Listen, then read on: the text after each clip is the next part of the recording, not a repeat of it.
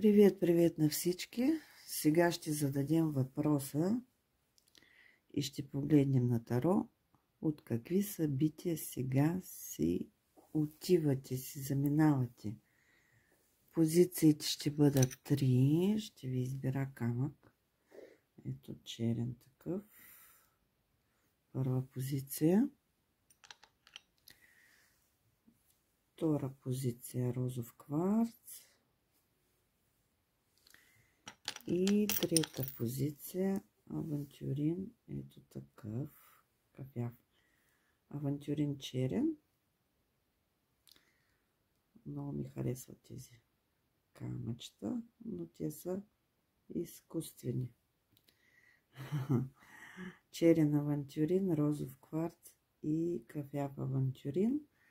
Избирайте позиция. Аз ще започна да разбърквам картите. И въпроса ни: от какво и от какви събития, от какво сега си заминавате, отивате си вече. И тези събития си отиват от вас по-точно. Така да го зададем. Дърпам настрани и сега, който е избрал този черен авантюрин, първа позиция. Какво си отиват? Какво си отива в живота ви? Какви събития си отиват в живота ви от вас на този момент? Какви събития си заминават? Първа позиция.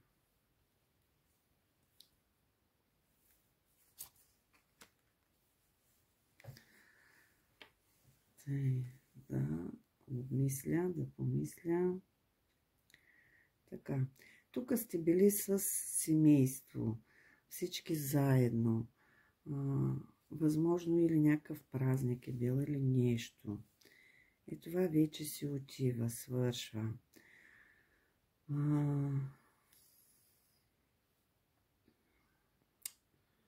Другата карта ни говори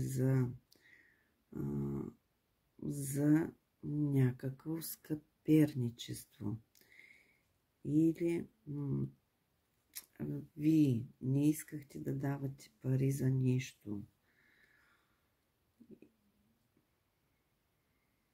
Било ви е трудно да се разделите с нещо. И това събитие също си отива. Какво си отива още? Тук пак семейство. Или ще започвате някакъв нов живот. Напускате семейството си. Тук всички роднини са събрани, но те си отиват. Това остава зад гърба ви. Вие продължавате напред.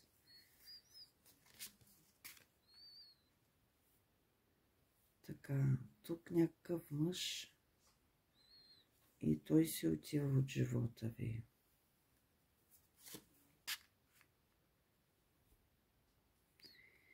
И тъгата ще си отиде. Не знам при вас как е, какви са тези събития, но то остава зад гърба ви. Какво още си отива в вашия живот? Някакви тайни, някакви карта тайни, нещо, някакви проблеми. Те си отиват. Дълго взимахте това решение. Чудихте се как да решите и какво решение да приемете. И това събитие също се заминава вече от живота си. Явно сте взели някакво решение как да постъпите. И сте се доверили на интуицията си. Не знаехте и не виждахте никакъв изход от някаква ситуация. И тя е доста така била нестабилна. Но карта Луна ни говори и за интуиция. Явно сте послушали интуицията си. Какво си отива? Отива си някакъв избор, който трябвало да направите и вие сте го направили. И вече това се заминава, това събитие. Отива си. Така. Нещо сте отстоявали, за нещо сте се борили. Карта мъдрост, учелник. Били сте сам с мислите си, съзнанията си, решавахте някакъв проблем и това си отива вашето учелничество. Това, че сте били сам, дали в мислите си и при взимането на някакво решение, и това вече си заминава. Но ми се иска така да попитам картите, а към какво вървите? Към какви събития вървите? Какво ви очаква?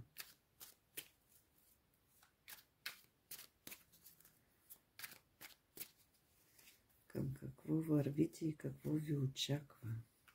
Към какво вървите? Към някакъв избор вървите. Нещо трябва да решите, нещо взимате някакво решение. И то, както ви излиза, вие сте на две. Вървите към решение. Тук кралица на пентаклите. Това говори дали това сте вие и сте така финансово стабилна, или при някаква жена вървите, която финансово стабилна.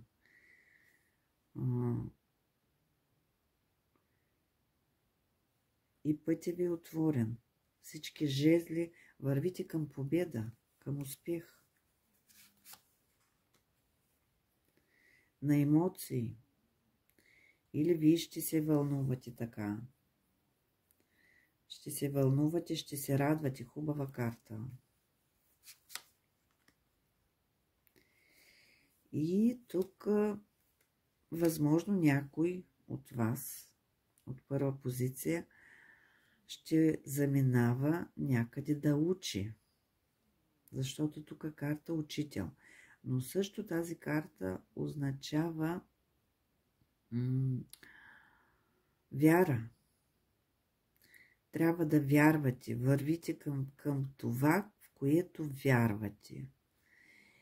Или към някакъв учител. За нещо ще учите нещо. Или ще изучавате нещо. Тук, понеже много хора гледам и се опитвам за всеки да дам някаква информация, без да ви познавам. И ако действително нещо съм ви казала, което е така, пишете ми, приятно ще ми бъде и очаквам да слагате лайкове. Към някакво обучение, към вяра ще вървите. Това ви очаква в живота. Още една карта. Как ще завърши? Какъв е ток? Така. Или нова работа. Тук вие сте ученик или учител. Значи, или ще се обучавате на нещо, или ще се обучавате, или ще учите. Ако е свързано с нова работа, също ви говори за някакъв началник, който ще ви обяснява, ще ви казва кое, как, на къде. И или ще станете майстор или ученик. Едно от двете. Това е за вас първа позиция.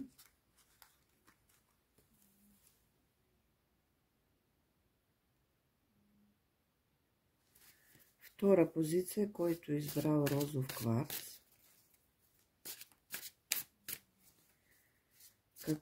Какви събития сега си отиват от живота ви? Въпросът не беше такъв. Какви събития си отиват от живота ви? Да изкарам 5 карти и да почна да ги обсъждаме.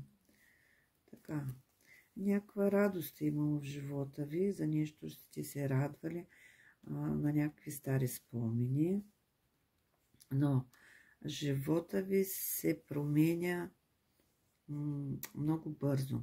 Върви някаква трансформация в живота ви. И тук направо картата ни говори. Всичко старо, ненужно, вече се отива. То вече умряло. Карта смърт. То се отива. И то много бързо се заминава. Всичко се променя много бързо в живота ви. Колесница. Тя върви напред. Не спира. И вие вървите напред и зад гърба ви остават някакви спомени, възможно от детството, от минало, с някакви спомени. Те си отиват. Отиват си някакъв човек, доста заможен, успешен, и той се заминава. Този човек остава зад гърба ви. Кой е той, вие си знаете.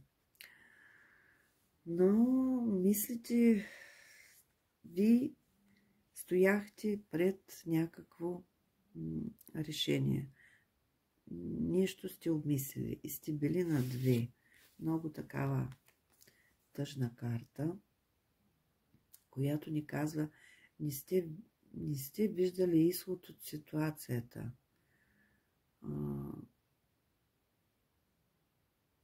Но вие трябвало да се доверите на интуицията си и да вземете решение. Как да постъпите. И това решение явно сте взели, защото това обмислене вече е зад гърба ви. Какво още се заминава от живота ви? Тук.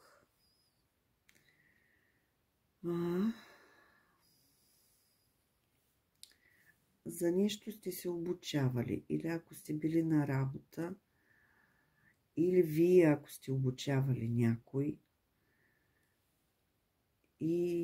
или учите нещо, били сте ученик, студент, и това се заминава. Но заминава и някаква пълнота, нещо, което сте придобили. Или знания, или мъдрост, или финанси някакви сте придобили. То също остава зад гърба ви. Всичко ще се променя. Тук императрицата е бременна. Възможно някой от вас е очаквал дете. И това вече си отива от живота ви. Възможно ви очаква раждане. Или раждане на някаква идея. Носили сте я, мислили сте я тази идея. Ако не сте жена и не сте бременна, и вече тая идея вече излезе. Тя вече се отива, вече се трансформира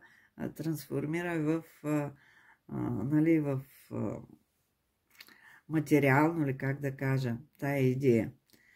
Ако сте носили нещо, или някаква творба, ако сте творили нещо, писали сте книга, рисували сте картина, или нещо сте изработвали, това вече си отива, направили сте го. Също така, хора около вас, които са ви помагали, са ви възхищавали, ви са били с вас и ви подкрепяли, и те остават зад гърба ви. И те се заминават. Заминава и победа, която сте спечелили. Били сте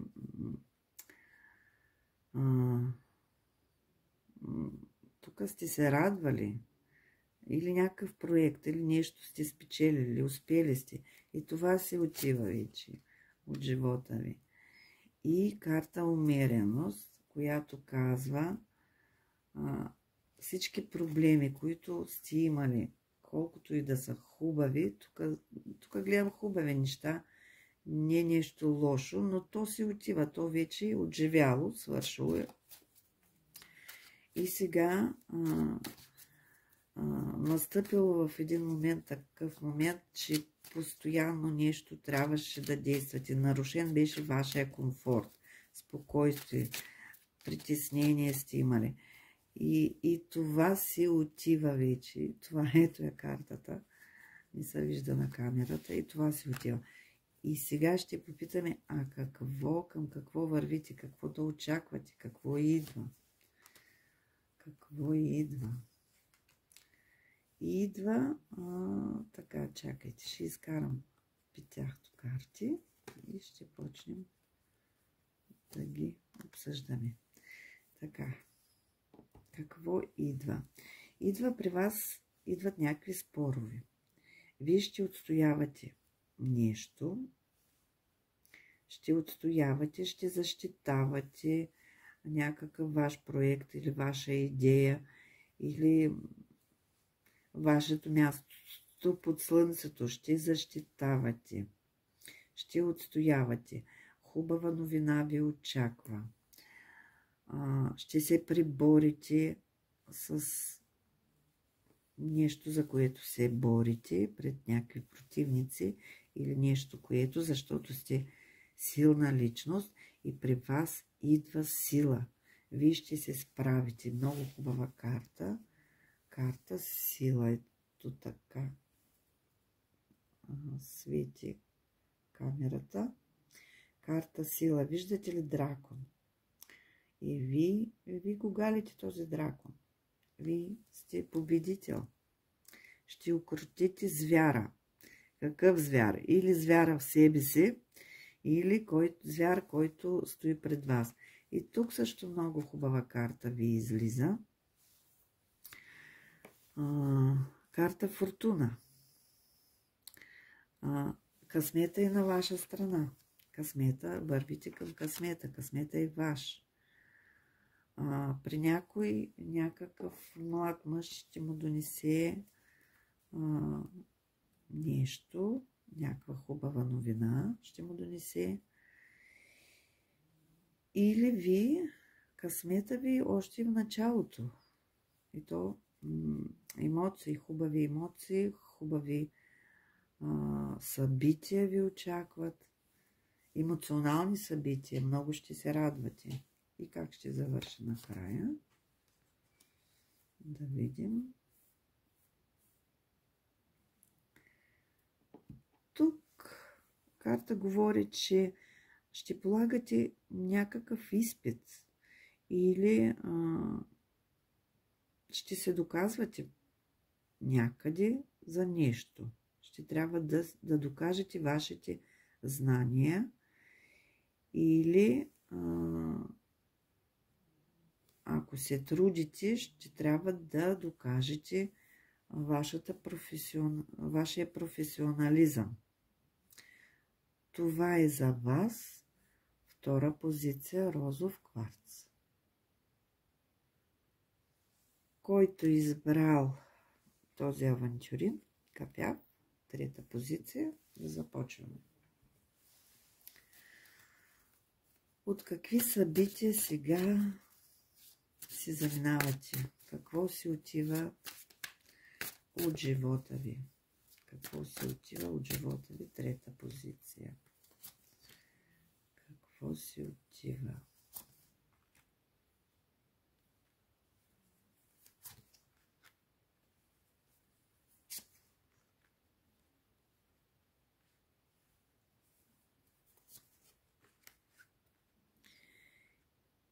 При трите позиции излиза една и съща карта. Ето тази.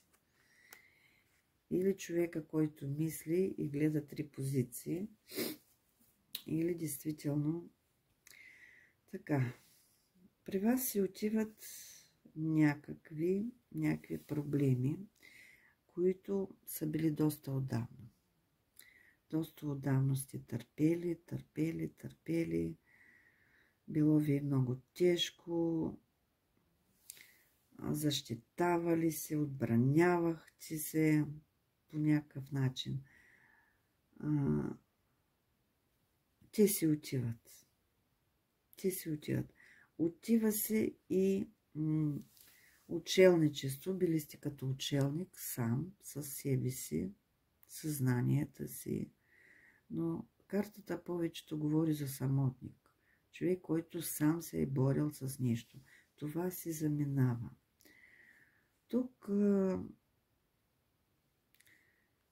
някой, ако е обичал така да си прави празненства с алкохол, да си пи ракийка в самотата си, това си заминава. Заминават си тези чаши, които сте вдигали. И пред някакво решение сте стояли и трябвало да избирате между две. Явно сте избрали, макар че не сте виждали изход от тази ситуация, но интуицията ви е подсказала какво да правите. Или сте избрали насляпо и това си отива вече. Той избор си отива. Какво си отива? И наистина тук доста тежко ви е било да приемете този избор, да го направите. Но направихте избор, защото излиза двойка жезли, която говори, че стояхте пред избор. Но той си отива. И вие си отивате.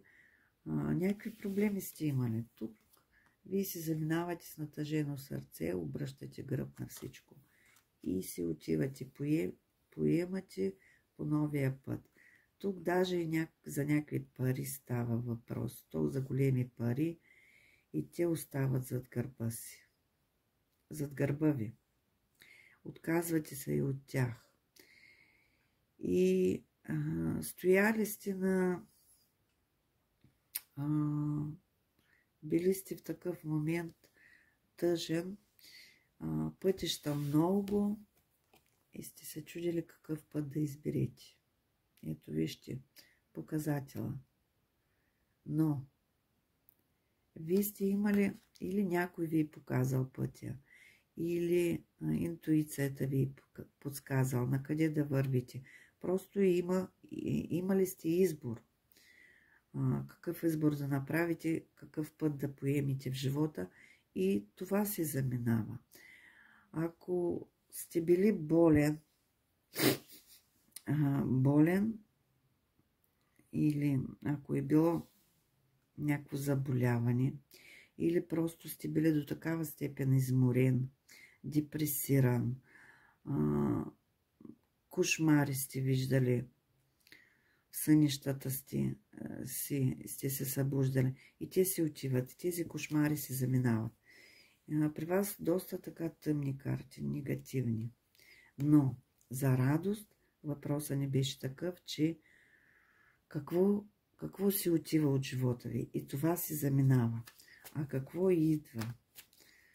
На друга колода ще погледнем какво идва в живота ви. Какви нови събития ще дойдат в живота ви.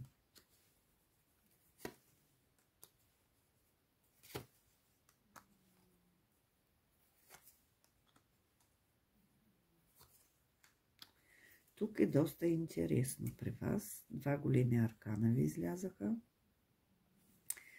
Значи, какво ще дойде? В началото ще има събития, които няма да зависят от вас. Някакъв застой на ситуация. Вие нищо няма да можете да направите, защото не зависи от вас. По някаква причина ще стои на едно място. Нито добро, нито зло. Нито напред, нито назад. Но излиза и карта смърт, която ни говори, че това си, този застой ще се махне. Вие ще преминете през някаква трансформация в живота ви, всичко ще се промени. Това, което отживяло, ще се отиде. Тук очаква ви работа. Или ако учите, ще учите. Ще получавате някакви знания. И ще трябва да положите труд. И малко така тъжен или нелюбима работа, неприятна работа, това, което не ви харесва, ви оттекчава, но ще трябва да се справите или някакъв изпит да положите, или да се явите, да направите някакви изследвания, някакви анализи, ако нали, със здравето става въпрос. Но всъщност идват ви много хубави новини, много хубави емоции. Любов. Някой ще почувства, че някой го обича. Просто сърцето ви ще се напълни с приятни и хубави емоции, с радост. Много хубава карта. Така искам да ви я покажа. Вижте, чашата е пълна. Лилия. Лилия говори, че тя е расте в блато. От тая матилка излиза толкова красиво цвети. И всичко толкова красиво ще се появи в живота ви. Как ще завърши всичко? Тук много хубава карта. Завършек, пълен успех. И тук възможно среща с семейство или с приятели. Много близки хора. Но повечето тая карта говори за семейство, за вашия род, който ще ви подкрепя и ще ви помага във всичко. Или вашето семейство ще ви подкрепя, много близки. Ако са починали тия хора или някой, от които вече не е на този свят, такава информация ми идва, просто трябва да знаете, не сте сама. Те не са изчезнали. Вашия род, вашите прародители винаги са над вас и винаги ви помагат. Трябва да ги чуете, които вече си заминаха, няма ги на този свят. Те оттам ни подкрепят и ни помагат. И това е от мен за трета позиция. До нови срещи. Очаквам лайкови за обмяна на информация.